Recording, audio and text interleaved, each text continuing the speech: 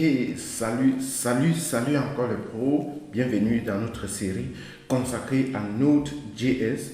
Aujourd'hui, nous allons aborder la leçon numéro 8.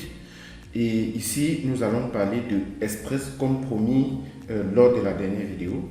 Donc, restez scotchés. Ici, on va voir comment transformer notre application et pouvoir l'écrire en utilisant ceci qu'on appelle le framework le plus populaire de la communauté Node. Vous pouvez bien voir ici, chaque semaine, près de 24 millions de personnes téléchargent ce module Node pour pouvoir rendre les applications Node plus intéressantes, plus claires, plus maintenables et surtout plus faciles à coder. Donc, si vous regardez ici, nous avons vu comment créer notre serveur en utilisant Node de façon native. Et je peux dire cela nous a coûté quelques temps de façon relative. Donc, nous allons cette fois-ci voir comment utiliser Express pour le faire et on va également juger pour voir si ça vaut vraiment le coup. En bref, c'est recommandé, extrêmement recommandé. Vous verrez très rarement quelqu'un perdre son temps à écrire son application Node from scratch, comme on le dit ici. Donc, d'une façon native, comme vous le voyez là. Donc, si vous regardez ici, je suis en train d'essayer de restructurer le code. À chaque leçon, je crée un dossier et ça va nous permettre qu'une fois que je mette le code dans Git, vous aurez la possibilité de mieux naviguer si vous avez à jamais besoin de faire ce que j'appelle souvent la tricherie. En fait, regarder le code pour mieux vous débloquer ou guider et tout ça. Donc, j'ai juste répété ce qu'on a fait à la leçon 7, ici dans la leçon 8 dont nous abordons aujourd'hui. Et ici, nous allons créer un nouveau fichier qui s'appelle app, comme les gens ont l'habitude de le faire, app.js. Donc, la plupart du temps, vous allez voir les gens nommer les fichiers racines de les applications Node app. Bon, ça dépend, c'est juste une sorte de convention communautaire, mais vous pouvez les nommer comme vous voulez. Voilà, donc on retourne dans notre terminal et on voit comment installer notre application Node. Ok, si nous on regarde la documentation officielle, on dit bien ici npm how to install, vous mettez tout simplement npm i pour dire installer, c'est le shortcut du keyword, donc du mot-clé installer, installed Express comme vous voyez là. Allez, donc moi je viens ici, npm install Express et j'appuie sur entrée. Donc ça va prendre relativement quelques temps dépendant la vitesse de votre internet et puis vous pouvez commencer à l'utiliser dans votre application. Super, vous voyez quelques secondes et puis on est top et on peut commencer à utiliser notre application. Donc on va commencer par déclarer une constante comme la plupart des temps et puis on va dire cette constante est égale à require quoi? Express tout court. Et là, on vient d'importer Express dans notre fichier app.js. Maintenant, il est question ici de créer ce qu'on appelle une application Node, une application Express. Donc, on va toujours dire c'est égal cette fois-ci à Express, mais on invoque la fonction parce que en principe ceci va retourner une certaine fonction qu'on va garder dans cette variable Express et maintenant il faut l'invoquer pour pouvoir la manipuler maintenant dans notre variable app. Comme vous voyez là bien, je viens de invoquer notre fonction Express et j'ai gardé dans ce que j'ai appelé ici la variable app. Donc à partir d'ici on peut faire n'importe quoi, comme par exemple écouter le serveur. Bon, bref, tout ce que vous avez à faire, c'est d'appuyer par exemple app listen au port 3000, comme vous voyez là, aussi tout simplement comme ceci. Et là, nous venons directement de créer notre application. Si on laisse les choses aussi touffues, ça va ressembler à quelque chose comme ça. Le serveur a été déjà créé et c'est en train d'écouter au port 3000 comme précédemment. Et ce qui est intéressant ici, c'est que ça retourne également une instance de notre serveur et nous pouvons également l'assigner à une variable qu'on appelle serveur ou n'importe quoi, mais nous n'avons pas vraiment besoin, on la laisse comme ceci et on continue avec le développement de notre tuto. Donc ce qui se passe, c'est que pour l'instant c'est encore inutile, mais nous allons voir comment créer notre toute première route qui est peut-être la racine de notre projet, tout simplement par exemple en mettant ceci app.get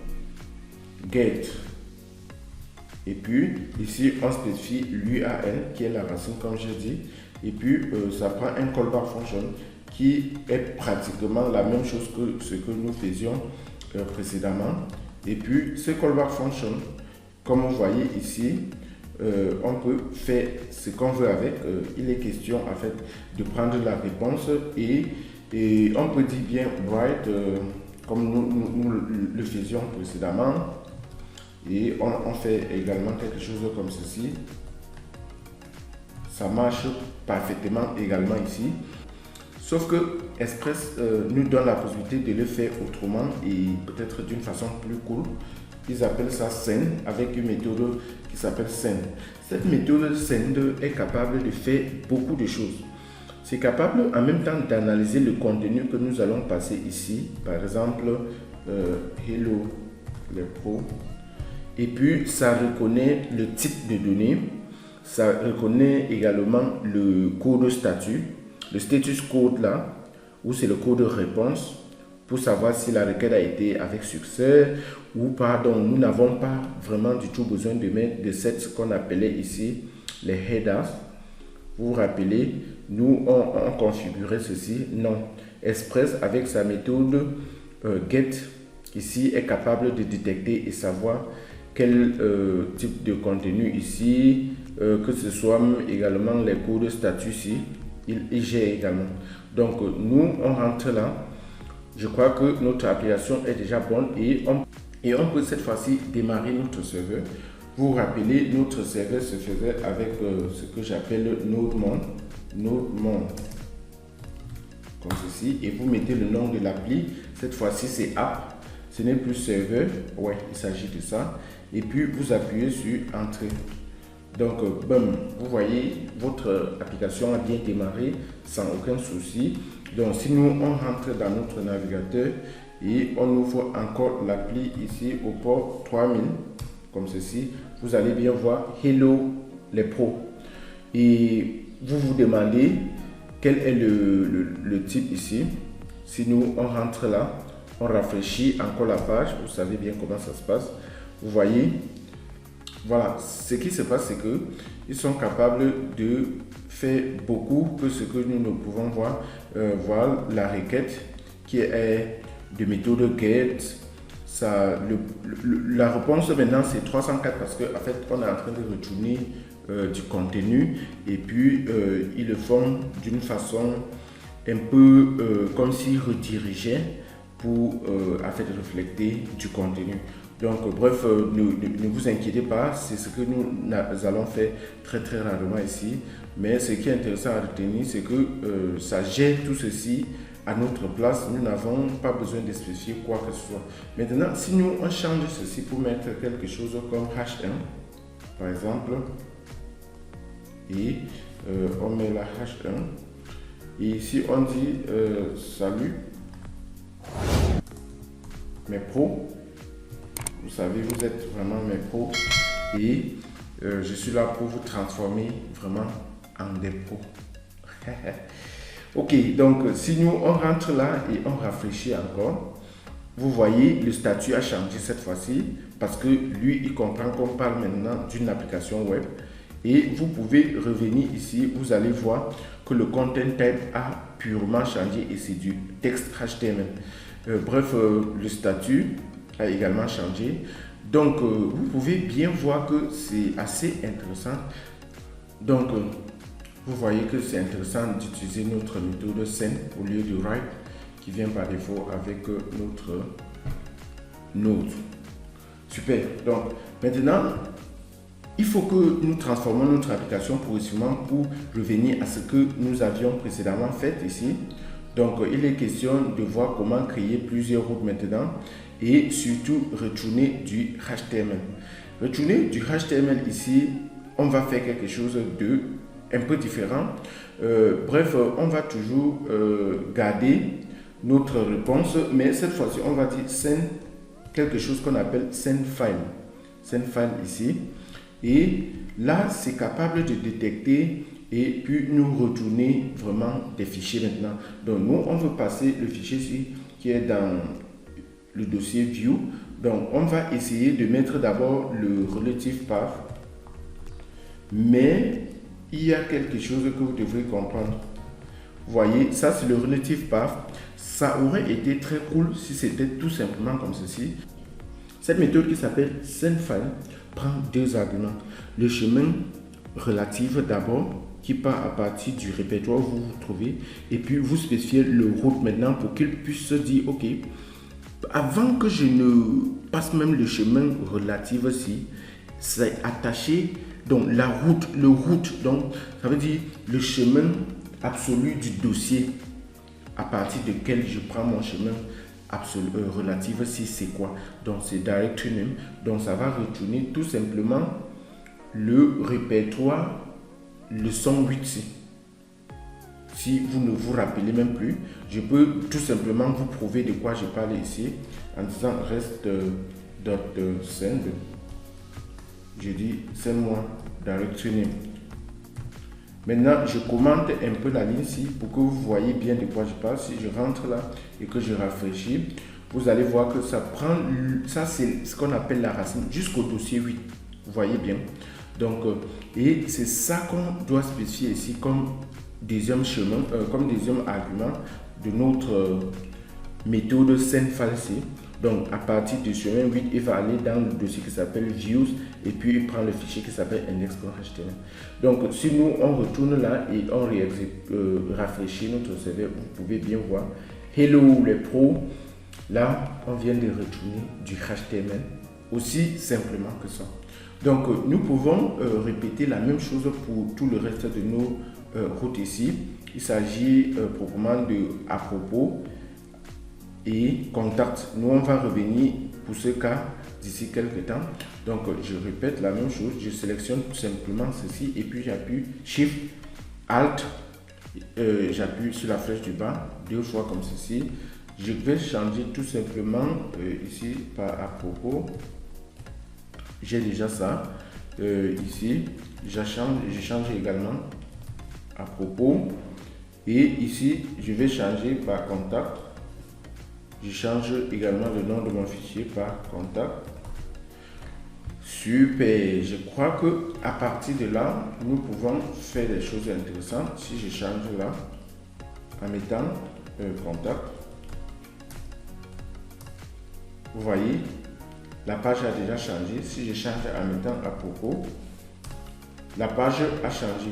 Maintenant, je vais aller un peu plus loin cette fois-ci parce que nous sommes en train d'avancer déjà et mettre des liens ici dans nos pages pour aller d'une page à l'autre. Donc, je rentre dans mes index. Je vais revenir ici après mon titre et mettre quelque chose comme UL. Et dans ce UL, je vais mettre une sorte de liste x2 comme ceci. Et puis, comme premier, j'ai même oublié, il fallait mettre un A.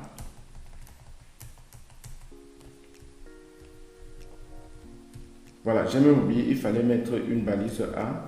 Et pour ça, j'appelle ça quoi ici? Super, hop. On doit avoir un certain href ici. Et ce href, pour l'instant, quand on est dans la page accueil, on devrait aller dans la page à propos. En mettant ici tout simplement à propos. Et puis, la même chose pour contact. Voilà, pour la page contact, on change également le texte. Maintenant, on va copier ceci dans toutes les autres pages et on va faire tout simplement changer. Vous voyez, après la page contact, à partir de la page contact, on peut aller à la page d'accueil. vous voyez, désolé, comme ceci. Et ici, on va laisser la racine de notre URL comme ceci. Et on peut également aller dans à propos. J'espère que vous comprenez, ça c'est du pur HTML et ça n'a pas grand chose à y voir avec nous. Mais c'est pour rendre la chose plus intéressante. Ici, on rentre également à la page à propos ici. On va devoir être capable de faire quelque chose comme contact. Et ça va nous permettre en fait de ne plus saisir l'URL par nous-mêmes. Et je crois que j'en ai fini avec tout ça. Si je rafraîchis là, vous pouvez bien voir comment nos liens apparaissent déjà ici. Je suis dans la page à propos, je veux aller dans la page contact. Vous voyez directement de la page contact, je veux aller dans la page d'accueil. Vous voyez, je peux aller dans la page à propos et ainsi de suite. Là, on vient de rendre notre application déjà utile.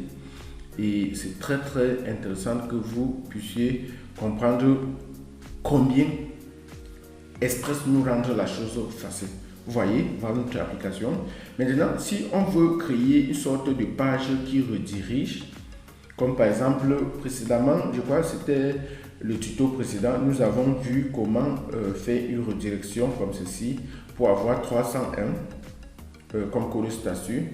Il faut tout simplement utiliser une autre méthode ici. Je vais dire, je répète comme ceci. Je dis, si l'utilisateur part dans la page à propos de nous, on veut le rediriger à notre page qui s'appelle page d'accueil. On met tout simplement le direct et on spécifie le path. Aussi simple que ça. Vous avez pu faire cela. Donc, si j'essaie d'accéder à cette URL, ça va plutôt me renvoyer à la page à propos. Bon, il s'agit de quoi? Si je retourne là, je suis dans la page à propos. Attendez, je vais d'abord dans la page accueil et je mets là à propos de nous, comme ceci. J'appuie sur Entrée. Vous voyez, ça me redirige à la page à propos. Et si je l'avais fait initialement, à partir d'ici, je vais vous montrer ce qu'on appelle le Network Tab pour que vous voyez de quoi je parle. Si je revenais ici, je disais à propos de nous, comme vous voyez là, j'appuie sur Entrée. Vous voyez, c'est 302. Mais si vous vous rappelez de ce que je vous ai appris lorsqu'on était dans ce qu'on appelait les status codes, je vous ai dit dans l'intervalle 300, tout ce qui est là, c'est une sorte de redirection. Donc ici, c'est 302 parce qu'on le fait d'une façon dynamique avec Node. Donc, ce qui est presque la même chose que 301. Donc, tout ça, à partir de 300, ça signifie les redirections. Donc, bref, voici comment vous faites une redirection à travers votre application Node. Maintenant, je crois qu'il y a une dernière chose qui manque et il s'agit de quoi ici? De gérer ce cas au cas où l'utilisateur met une URL qui n'existe pas. Qu'est-ce qu'il faut faire? Voilà. Pour ça, on doit tout simplement venir ici utiliser maintenant une autre méthode qu'on appelle use. Et cette méthode, qu'est-ce que je vais faire là? Et cette méthode prend comme argument plutôt une fonction callback. Et cette fonction callback fait ce que nous appelons retourner quelque chose comme, par exemple ici, on veut tout simplement retourner la page 404. Donc on va mettre toujours notre requête et notre réponse. Maintenant ici, on dit si l'utilisateur met cela, il faut le retourner la page 404. Est-ce que vous avez compris? Ici, on utilise une méthode qui s'appelle use. Et cette méthode use, en fait, n'est pas là pour vérifier quoi que ce soit. Avec les get ici, on se rassure, c'est une get request parce que nous, on utilise les get requests, ça serait même des posts et des updates, tout ça, des deletes. Mais get veut dire récupérer du contenu. Comme nous voulons tout simplement récupérer des pages HTML et les afficher, c'est pour ça qu'on utilise le get. Maintenant, quand on va vouloir passer des informations, peut-être à travers des formulaires, depuis notre navigateur, on va utiliser des postes. Donc maintenant, si nous on veut afficher une page 404, on dit use. Use ici veut dire ne réfléchis absolument rien. Donc prends et affiche tout simplement sans rien réfléchir. Donc c'est pour ça que vous voyez ici, on ne spécifie même pas de l'URL. Donc peu importe l'URL, ce qui se passe c'est que nous devons le mettre toujours à la fin comme ceci, parce que si on le met ici dès le début, dès qu'il va arriver là-bas, il va l'exécuter. Donc dès qu'on met n'importe quel URL, parce que lui dit écoute les requêtes, dès qu'une requête vient, retourne ceci. Or par contre, ceci, il vérifie si l'URL correspond, match, ce qu'on appelle match. Donc si je mets l'URL, la racine comme ça, dès que ça correspond, donc il va traverser. Si je mets par exemple contact, il vient ici, il commence d'abord par vérifier ici, est-ce que l'URL c'est égal à contact? Non, il saute. Est-ce que l'URL c'est égal à contact? Non, il saute. Est-ce que l'URL c'est égal à contact? Oui. Exécute le code qui est ici à l'intérieur de notre callback function. Donc par contre ici, dès qu'il arrive là, si on le met ici comme premier truc, dès qu'il va arriver, il ne va même pas vérifier est-ce que l'URL est égal à quoi. Il va dire allez, exécute-moi tout simplement le code aussi. Donc c'est pour ça qu'on va le mettre à la fin pour que il va d'abord commencer par vérifier ce que nous avons mis ici sur le navigateur, comme par exemple ici les Mitsubishi, comme Honoré Ongwano qui est un grand youtubeur que je le suivais depuis des années, le dit souvent. Donc si j'appuie sur entrée, vous allez voir directement 404 vient. Maintenant c'est tout simplement parce qu'il a essayé de dire ceci, les Mitsubishi, ou en anglais comme j'ai l'habitude de dire les blablabla si, est-ce que ça correspond à ça? À notre route d'accueil? Non. Est-ce que ça correspond à propos? Non. Est-ce que ça correspond à contact? Non. Est-ce que ça correspond à propos de nous? Non.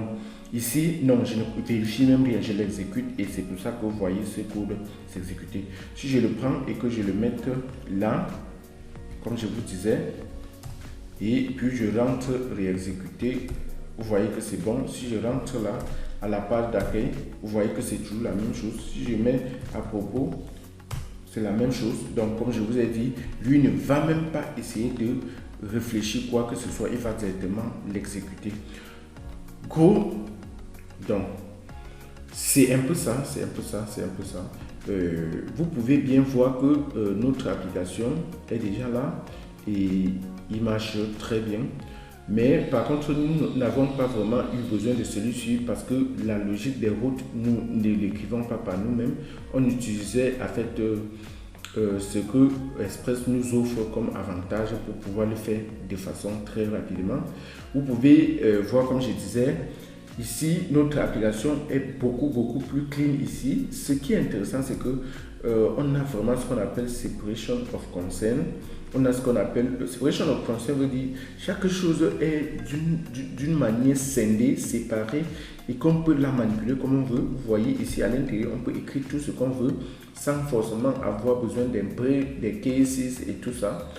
Et puis ainsi de suite pour toutes les autres routes. Moi je trouve ça quand même un peu plus élégant et plus maintenable surtout, parce que écrire des applications maintenables c'est la chose la plus difficile et c'est pour ça qu'on souffre. Les frameworks passent le temps à essayer de rendre les choses plus modulaires et tout ça. Donc c'était un peu ça, comment débuter avec Express. Et surtout je crois qu'avec le sud, je peux supprimer déjà celui-ci, notre serveur-ci, parce que sans vous mentir, nous n'allons pas utiliser nos propres codes natifs, Node pour écrire nos serveurs. On va beaucoup s'appuyer sur Express.js pour le faire. Donc allez, j'espère que vous avez appris quelque chose et je pense qu'il est temps pour nous d'aller encore un peu plus loin avec notre prochain tuto où nous allons voir ce qu'on appelle les template engine. Parce que imaginez, nous voulons passer des variables dans notre fichier index.html ou notre fichier apropos.html et le récupérer directement dans les vues pour faire quelque chose, comme vous le savez bien. Pour l'instant, ça va nous casser trop la tête si on veut le faire par nous-mêmes. Donc, nous allons par la suite voir ce qu'on appelle un template engine pour nous faciliter la tâche et pouvoir faire la transition des variables de notre logique à notre view. Donc, restez scotchés. Donc, restez scotchés et surtout abonnez-vous à la chaîne.